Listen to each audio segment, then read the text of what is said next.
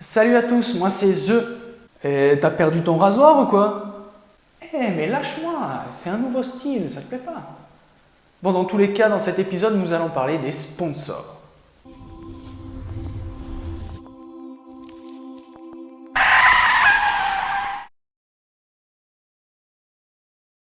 Alors qu'est-ce que c'est qu'un sponsor? Sponsor, c'est un mot anglais et ça désigne en fait une entreprise qui va aider un sportif ou une équipe de sport.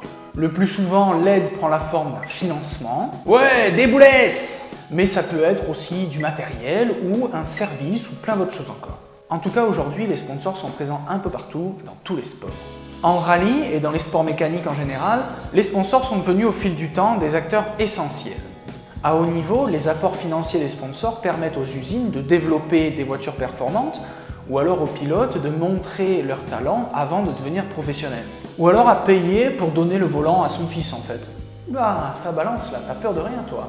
Pour les entreprises partenaires, c'est l'assurance d'être vu par les nombreux spectateurs et téléspectateurs du monde entier. Et aussi, quand le constructeur réussit, pour l'entreprise, ça permet d'être associé à un produit qui est performant et donc à améliorer son image. Pour les amateurs, le financement est bien moins important, c'est une évidence, mais la part des services rendus est beaucoup plus importante. Par exemple, pour nous autres pilotes nuls, ça pour être nul, on peut facilement se faire sponsoriser par le petit garagiste du coin de la rue qui va nous faire l'entretien de la voiture de course par exemple pour moins cher, voire gratuit. Mais nous, on veut de la caillasse nous! Bien sûr, un coup de pouce financier c'est toujours bienvenu, mais en vérité, les besoins des petits amateurs comme nous, ils sont vraiment très faibles. Sauf si on veut jouer la gagne, remporter des trophées prestigieux, ou alors s'engager en formule de promotion, en championnat.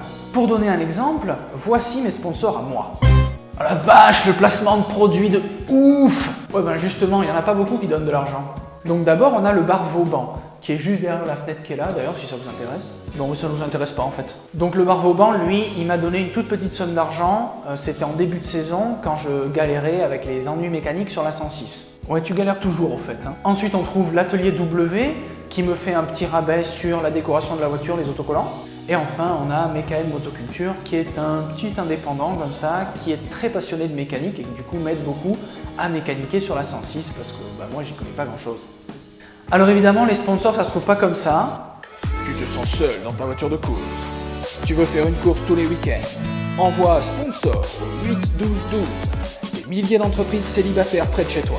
Sponsor au 8 12 12. Non, c'est un travail très long, très difficile pour ceux qui ont besoin de moyens conséquents, par exemple pour s'engager en championnat en formule de promotion. Il faut monter un petit dossier qui présente les qualités de l'équipage, les résultats sportifs, etc. Et aller voir toutes les entreprises autour de soi. Ça va, ça peut pas être si dur que ça quand même. T'as qu'à voir la tronche d'un annuaire pour comprendre à quel point c'est long. Et en plus, même avec des résultats de bonne qualité, avec ça, on n'est même pas sûr d'arriver à réunir tout le budget nécessaire. Pour nous, petits amateurs, la démarche est un petit peu différente. Je me suis très vite rendu compte en fait que le démarchage systématique de toutes les entreprises dans un rayon de 20 km, ça menait à rien. Il vaut mieux prendre le temps de rencontrer toutes les entreprises autour de soi, les artisans, en travaillant avec eux par exemple, dans plein d'autres contextes. Ouais, en fait, faut être pistonné quoi.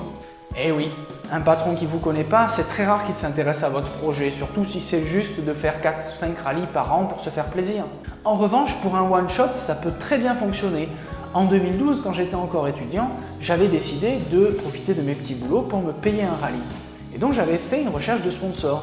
J'avais axé ma communication, comme vous pouvez le voir sur mon dossier de l'époque, sur vraiment le fait que c'était un one-shot et que c'était la réalisation de mon grand rêve d'enfant.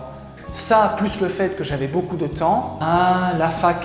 J'avais réussi à trouver un financement très correct, même avec des gens qui ne me connaissaient pas du tout. Par exemple, le garage Citroën de Charleval dans les Bouches-du-Rhône, pour ne pas le citer. Je le remercie encore d'ailleurs. 5 ans après le mec quand même. Il faut aussi, évidemment, et surtout dans le petit dossier que vous présentez aux entreprises, insister sur ce que vous pouvez leur rapporter. Pour un pilote ambitieux en championnat, la réponse est toute trouvée. C'est l'image positive apportée par les bons résultats sportifs et les milliers de spectateurs qui sont présents tous les week-ends et qui suivent le championnat avec attention.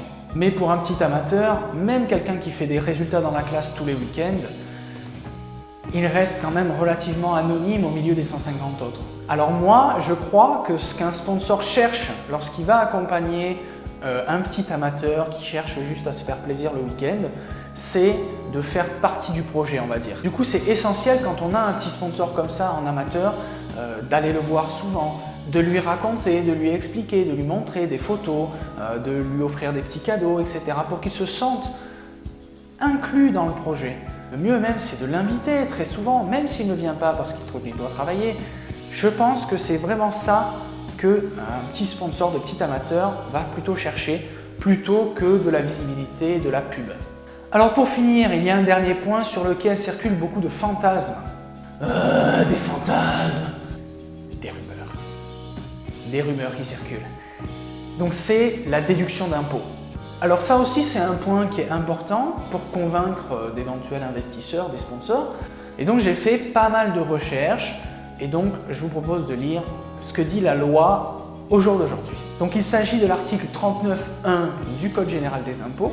Donc je vous le montre ici. Le bénéfice net, c'est tout le revenu sur lequel l'entreprise est imposée. Donc on va prendre toutes les recettes, tout ce que l'entreprise a gagné, le chiffre d'affaires, et on va y retirer ce qu'on appelle les charges. Et donc il y a plein de choses dans les charges, mais notamment, ce qui nous intéresse, c'est l'alinéa 7, les dépenses engagées dans le cadre des manifestations sportives. Donc les dépenses de sponsoring, elles sont retirées du calcul de l'impôt comme des dépenses normales, comme une dépense de publicité par exemple. La fameuse réduction d'impôt de 60-66% selon les sources, c'est un fantasme. Fantasme. Mensonge. Un mensonge. Donc, cette fameuse réduction, qui est de 60% pour les entreprises et 66% pour les particuliers, elle ne s'applique en fait qu'aux dons qui sont faits à des entreprises d'intérêt général. Donc ça marche pour les Restos du Cœur, pour SOS Médecins ou pour l'association Rêve.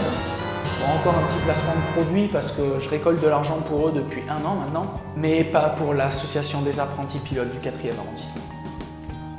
Voilà, vous savez tout. J'espère que cette vidéo vous a plu. Si c'est le cas, n'hésitez pas à la partager à tous vos copains, surtout ceux qui ne connaissent pas encore le rallye. Et puis, je vous dis à très bientôt.